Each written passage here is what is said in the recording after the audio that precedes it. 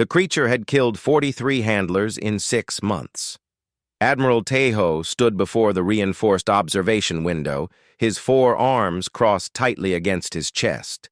The glass was 3 meters thick, built to withstand plasma fire and small explosions. Behind it, in a containment chamber the size of a sports arena, the Warbeast paced back and forth like a nightmare made flesh. They called it Fenris 9. It was the last of its kind, captured from the dying world of Krath after the Coalition forces finally broke the Krathian Empire. For 300 years, the Empire had used these beasts to conquer 17 star systems. Entire planets had surrendered at the mere sight of one. Tejo understood why. The creature stood 4 meters tall at the shoulder. Its body was covered in scales that shimmered between black and deep purple, each one harder than ship armor. 6 muscular limbs ended in claws that could tear through titanium like paper. Its head was massive, with a jaw that could crush a ground vehicle and 6 eyes that glowed with terrible intelligence. This was no mindless animal.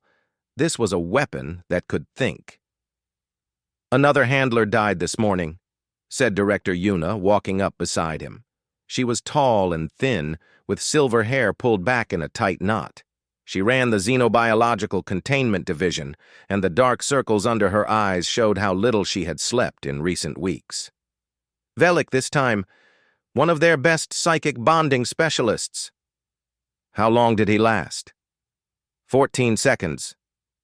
The human delegation arrived on a small transport ship that looked like a toy next to the massive cruisers of the other species. Ambassador Jimin watched through the viewport as the Eternal Vigilance grew larger and larger. The station was enormous, a city floating in space, home to millions of beings from across the galaxy. He had studied the files. He had memorized the protocols. He had practiced the greetings for each species in their own languages. And still, he felt completely unprepared. Humanity had made first contact only 40 years ago.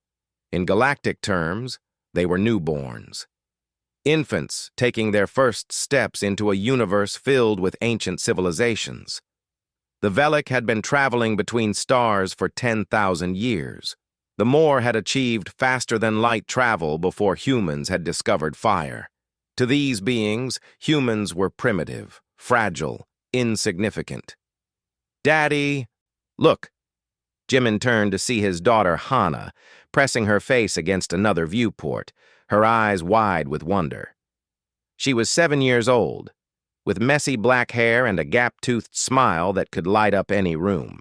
He had not wanted to bring her on this mission. 2 years was a long time to be away from Earth, but his wife had died the year before, and there was no one else to care for Hana. So she had come along. "I see it, little one," Jimin said, walking over to stand beside her. "That is the station, our new home for a while." "It is so big. Are there aliens there? Real aliens?" "Many aliens. All kinds." "Can I meet them? Can I be friends with them?" Jimin smiled sadly. He did not have the heart to tell her that most aliens would not even notice her. Humans were too small, too weak, too unimportant to matter. They had no natural weapons like the Velik, no psychic powers like the Thren, no bodies made of living crystal like the Moor. They were just soft, fragile creatures with short lives and limited abilities. Dr. Suji joined them at the viewport. She was the 3rd member of their delegation, a xenolinguist who specialized in alien languages. She was young for her position, only 32, but brilliant. She had already learned 7 galactic languages and was working on her 8th. "The docking procedures will begin in 10 minutes, she said. "Ambassador, you should review your notes one more time." "I have reviewed them 100 times. "Then review them 101 times. First impressions matter." The docking went smoothly. The welcoming ceremony did not. The Coalition had sent a junior diplomat to greet them, a Velic barely out of its molting phase, with a bored expression and clicking mandibles that conveyed obvious disinterest. The welcoming speech lasted less than a minute. The tour of the station was rushed and incomplete.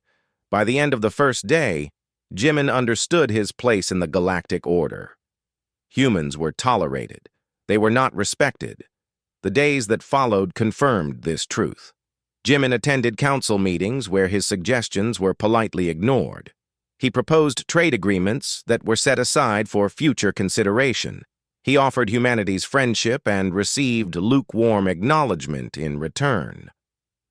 "They do not take us seriously," he told Suji one evening, sitting in their small quarters. "They see us as children playing at diplomacy. Then we must prove them wrong," Suji replied, slowly, patiently, over time. "We do not have time. Humanity needs allies. We need technology. We need protection. The galaxy is dangerous, and we are very, very small." While the adults worried about politics, Hana explored. She wandered the public areas of the station with endless curiosity. She asked questions about everything she saw. Why did the Velic click their mandibles when they talked? Why did the Moor glow different colors? Why did the Thren float instead of walk? Most adults ignored her or gave short answers before hurrying away. But she did not give up. One day, she met a young Velic named Chirik in the station's garden dome. He was small for his kind, with bright green eyes and a habit of twitching his antennae when he was nervous. He was hiding behind a row of alien plants, clearly trying to avoid someone. "Hello," Hana said, sitting down beside him. "I am Hana. What is your name?" Chirik stared at her with obvious confusion. Human children did not usually talk to Velic. Human adults did not usually talk to Velic. Humans mostly kept to themselves, aware of how little they mattered. "Chirik," he finally said, "why are you talking to me?" "Because you look lonely. And I am lonely too. Do you want to be friends?" It was such a simple question, such a human question. Chirik's antennae twitched rapidly. Among his people, friendships were formed through careful social rituals that could take years. You did not just ask someone to be friends, it was not done. But Hana was still waiting, her head tilted, her smile bright and open. "Yes," Chirik said, surprising himself. "I would like that." Over the following weeks, Hana and Chirik became inseparable. He taught her about his people, about the way they saw the universe through compound eyes and felt vibrations through their exoskeletons. She taught him about Earth, about dogs and cats, and the strange human habit of forming bonds with other species. "You made friends with predators?" Chirik asked one day, horrified and fascinated. "With animals that could kill you?" "They were not predators after we became friends. They were family." Chirik did not understand. Among the Velic, you dominated lesser creatures, or you avoided them. The idea of befriending something that could hurt you was strange, dangerous, foolish. And yet Hana spoke of it like it was the most natural thing in the world. One day, Hana heard about the monster in the containment level, the scary creature that killed everyone who came near it, the beast that could not be tamed. That night she could not sleep. She lay in her bed, staring at the ceiling, thinking about the poor creature locked up all alone in a cage. Everyone was scared of it. Everyone wanted to control it. But no one had tried to be nice to it. She asked Dr. Suji the next morning, "Why does no one just ask the monster nicely to behave?" Suji laughed gently. "It does not work that way, little one. The creature is dangerous. It does not understand nice." Hana frowned. She was not so sure about that. After all, everyone had said the same thing about wolves a long time ago. The explosion came without warning. Hana was in the corridor outside the garden dome when the lights flickered and died. A deep rumble shook the floor beneath her feet. Then the alarm started screaming, a terrible, high-pitched wail that hurt her ears and made her heart pound with fear. She had wandered away from her quarters again. Daddy was in a meeting. Dr. Suji was in the language lab. Hana had been bored, so she had gone exploring, looking for Chirik. Now she was alone in a dark corridor with red emergency lights flashing and alarms screaming, and she did not know what was happening. Far away, in the command center, Admiral Taiho was learning the terrible truth.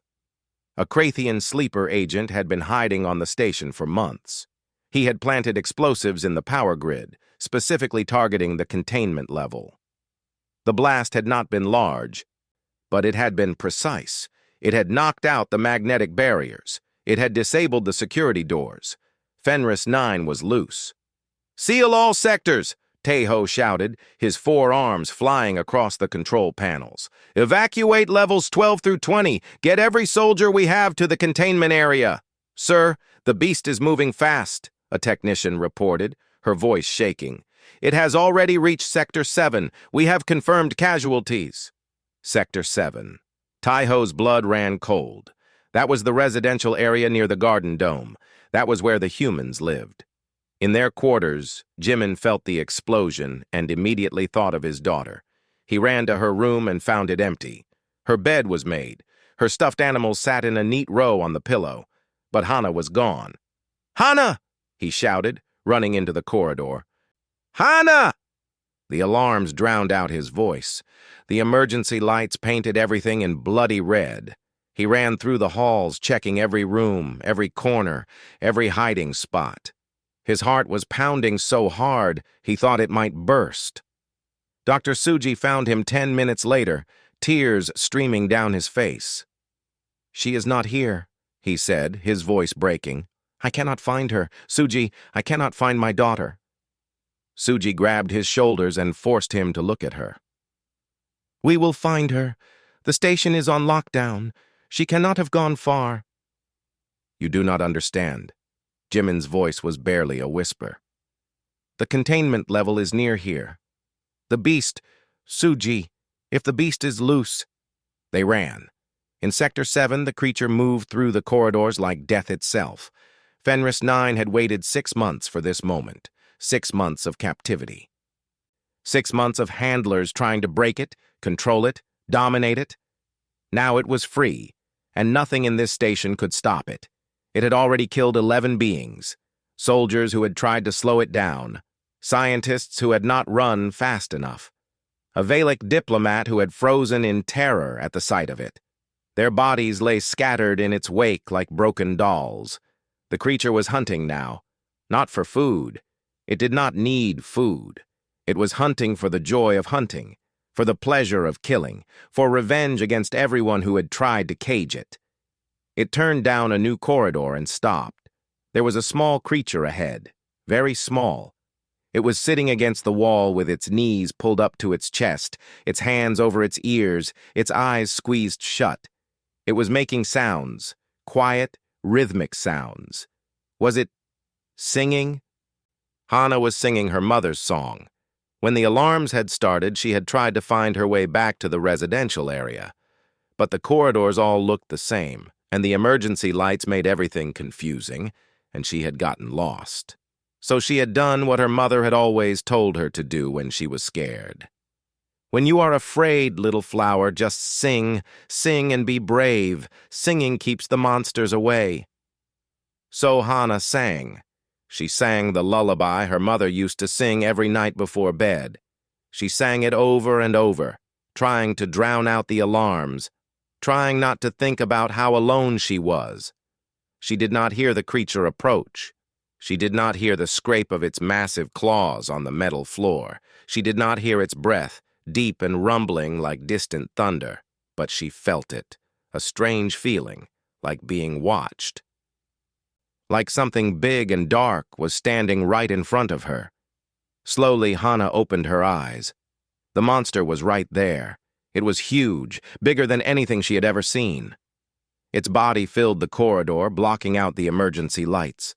Its 6 eyes glowed like purple stars in the darkness.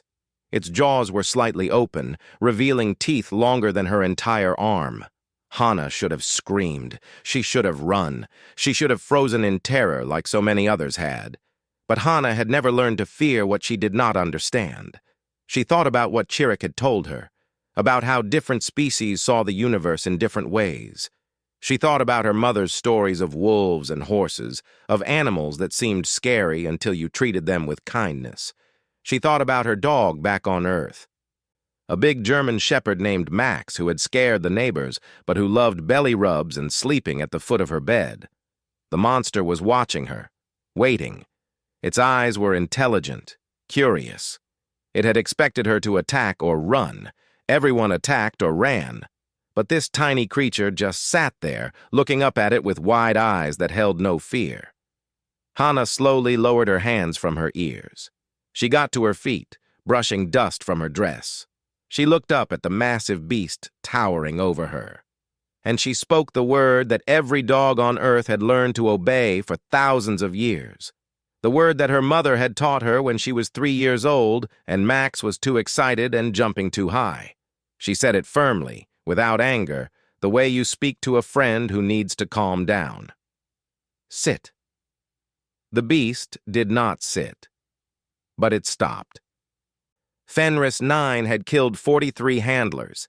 It had faced soldiers with plasma rifles, psychics with powers that could crush minds, and chemical weapons that could knock out a starship crew. It had never hesitated. It had never paused. It had only destroyed. Now it stood frozen in a dark corridor, staring at a 7-year-old human girl who had just given it a command. Hana kept her eyes on the creature. Her heart was beating fast, but she did not show her fear.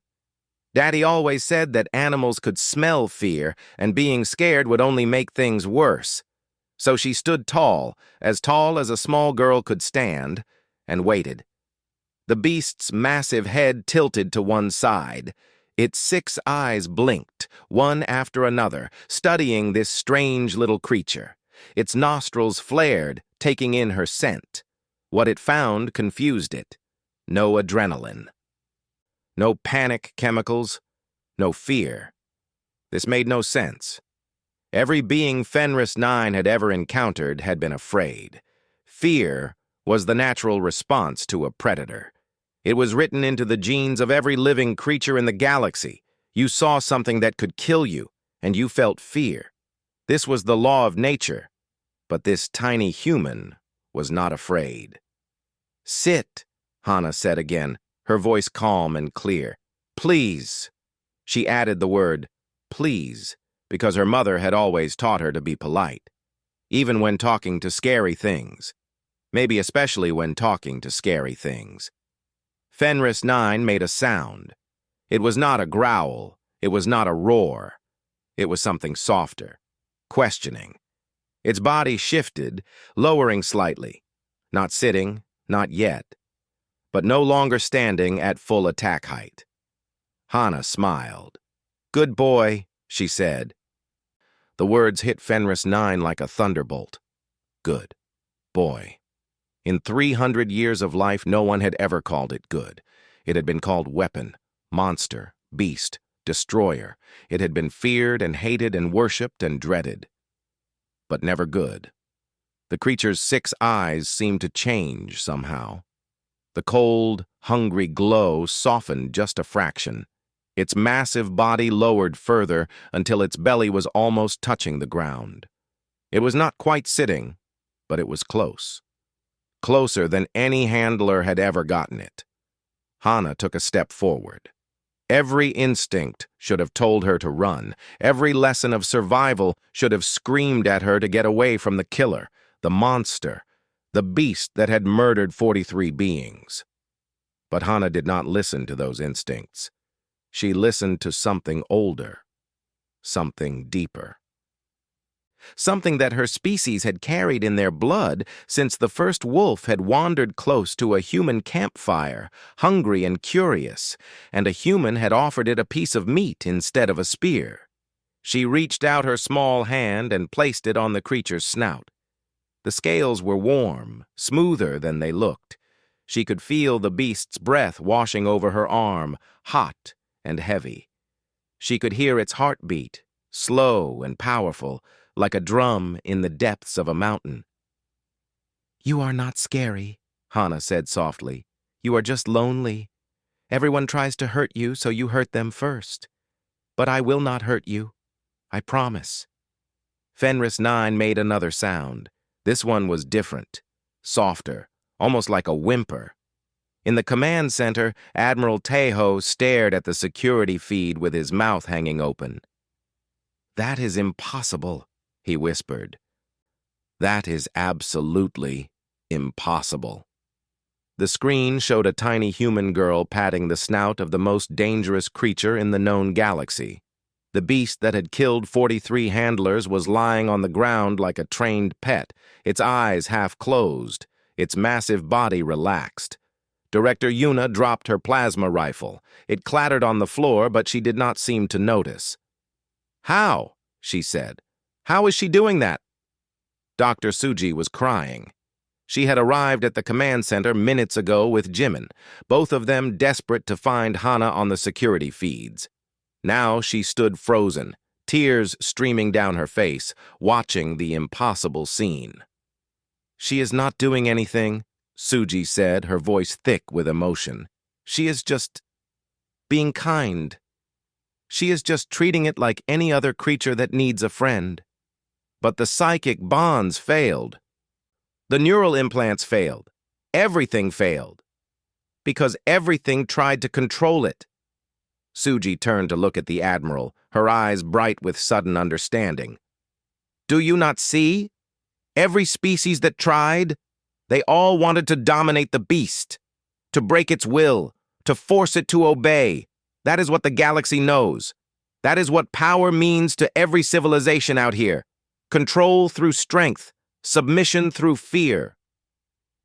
And humans are different?" Suji thought about Earth, about the first wolves that became dogs, about the wild horses that became partners, about elephants and dolphins and crows that learned to work with humans not because they were forced, but because they chose to. "Yes," she said, "we are different. We are weak. We have no claws, no fangs, no armor. We survived our world not by dominating other creatures, but by making friends with them. We offered trust before we asked for it. We were vulnerable first." On the screen, Hana was now sitting cross-legged on the floor. The massive beast had curled its body around her like a protective wall. Its tail, thick as a tree trunk, lay across her lap. She was stroking it gently, telling the creature about her mother and her dog, Max, and her friend Chirik. "The Krathians designed this creature to resist domination," Suji continued. "They built it to defy control, but they never considered this.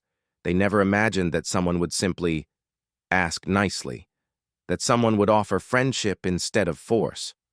Admiral Tejo shook his head slowly. "One word," he said. "She stopped the most dangerous creature in the galaxy with one word." "No," Suji said. "She stopped it with something much more powerful than words. She stopped it with trust." In the corridor, Hana yawned. It was past her bedtime, and the excitement was catching up with her. She leaned against the beast's warm side, her eyes growing heavy. "I am sleepy," she told the creature, "but do not worry. I will stay with you. I will not leave you alone." Fenris 9 lowered its massive head and gently rested it beside her. Its 6 eyes watched her face as her breathing slowed and she drifted towards sleep.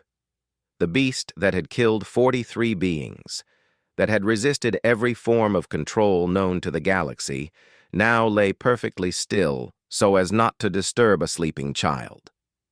When the Coalition soldiers finally arrived, weapons ready, they found Hana fast asleep against the creature's side.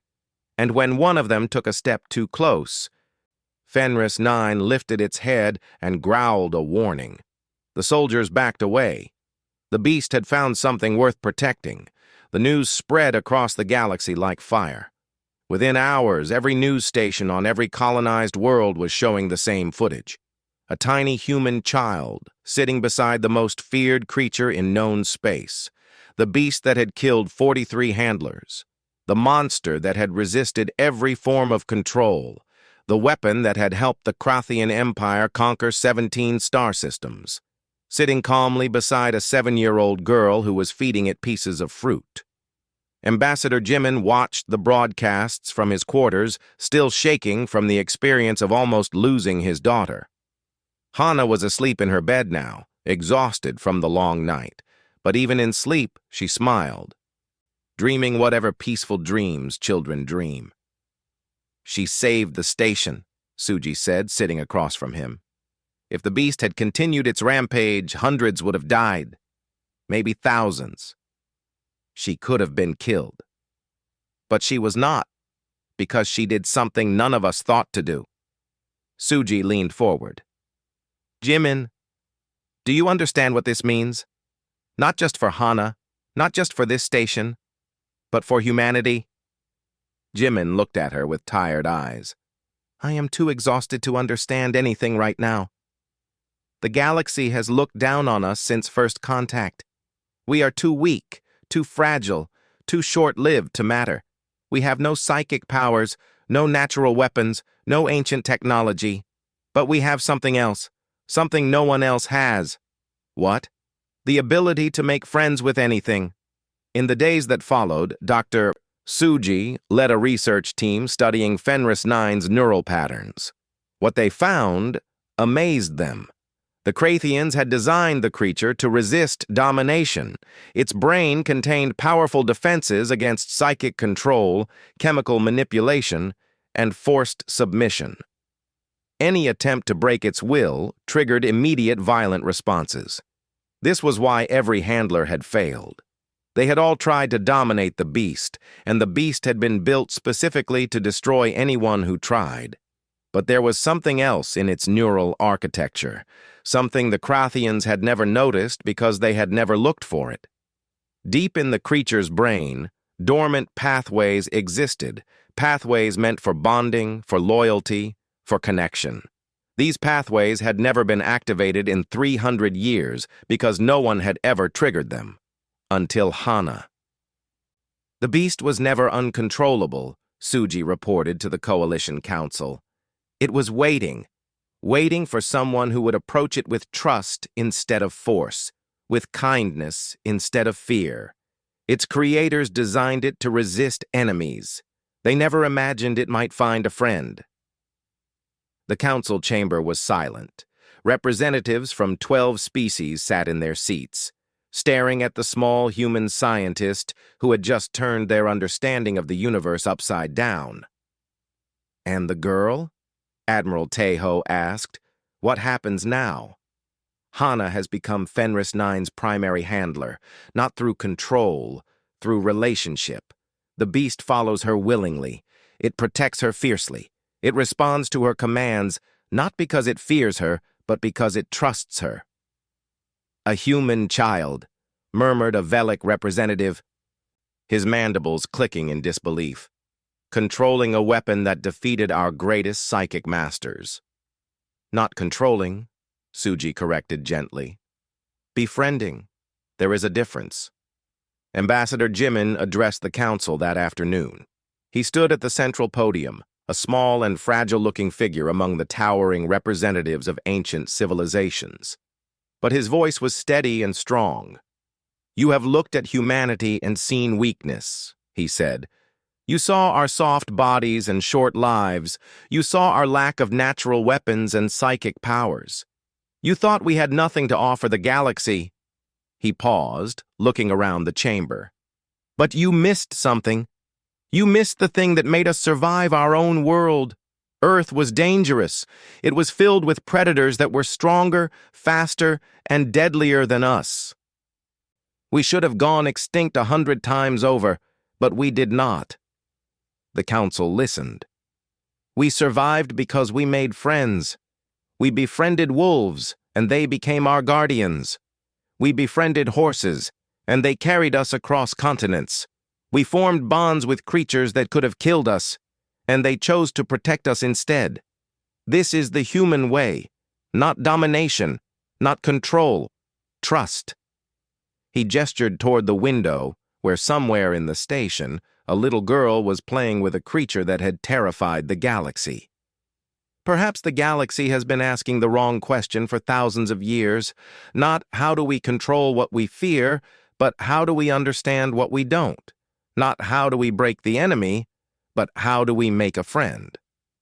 The speech changed everything. In the months that followed, humanity's status in the galaxy transformed. They were no longer seen as primitive newcomers.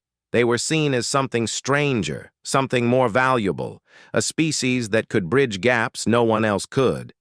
Human diplomats were requested for difficult negotiations.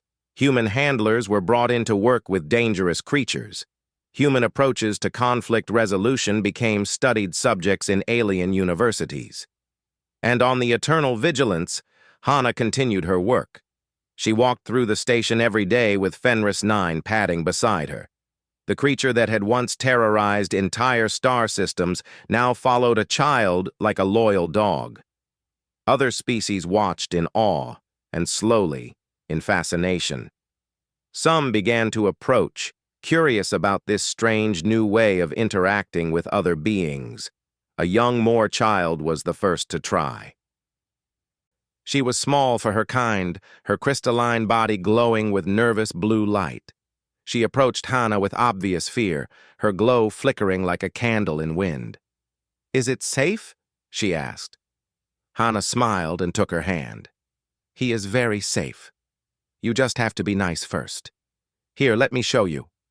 She guided the Moor child closer. She showed her how to hold out her hand, how to wait for the beast to come to her, how to speak softly and move slowly. The Moor child's glow slowly changed from nervous blue to curious yellow. When Fenris 9 finally lowered its head to accept her touch, the glow burst into brilliant white joy. "It is not hard," Hana said, watching the Moor child giggle with delight. "You just have to be nice first." High above, in the observation gallery, Admiral Tejo and Director Yuna watched the scene. "She is teaching them," Yuna said softly, "teaching them what humanity learned thousands of years ago." Tejo nodded slowly.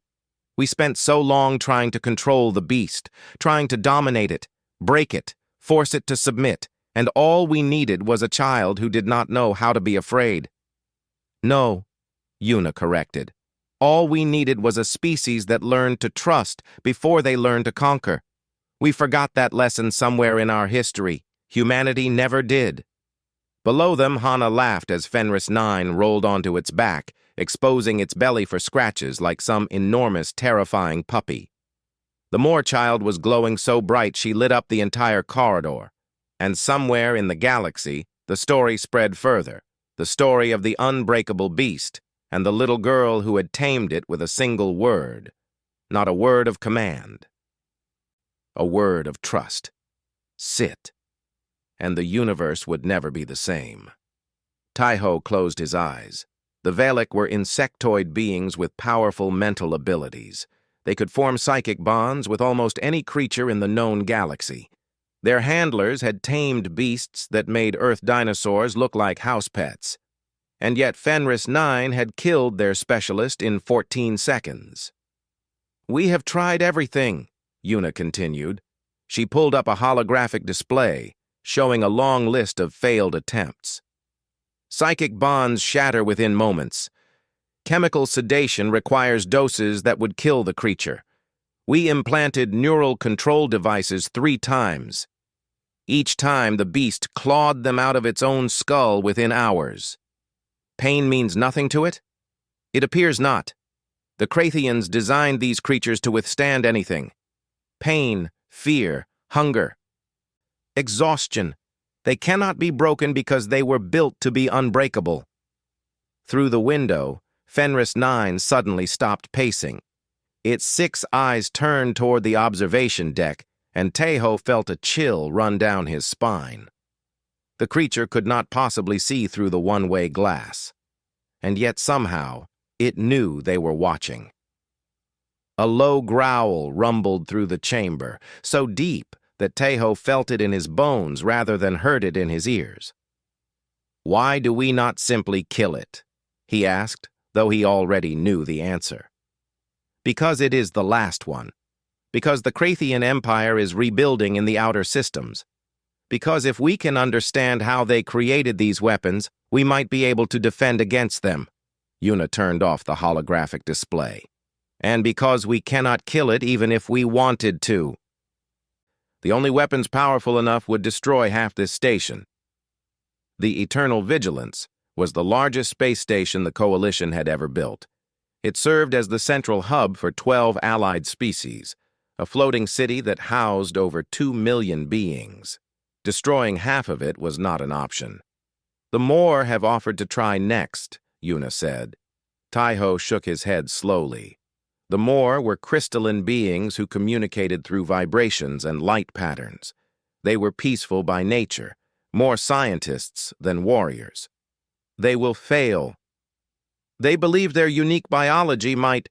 They will fail, Taiho repeated, as the Velik failed, as the Thren failed, as everyone has failed. He turned away from the window, unable to look at the creature any longer. This beast was designed by the Krathians to resist every form of control known to the galaxy. It has been engineered specifically to defy subjugation. Every species that tries will meet the same end. Then what do you suggest?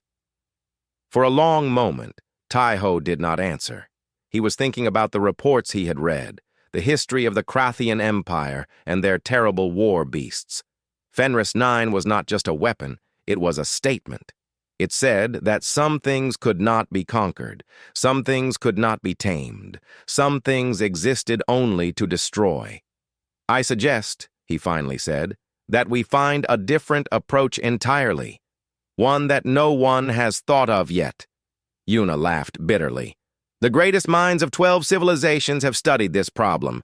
Psychic species, chemical specialists, neural engineers, military strategists, all of them have failed.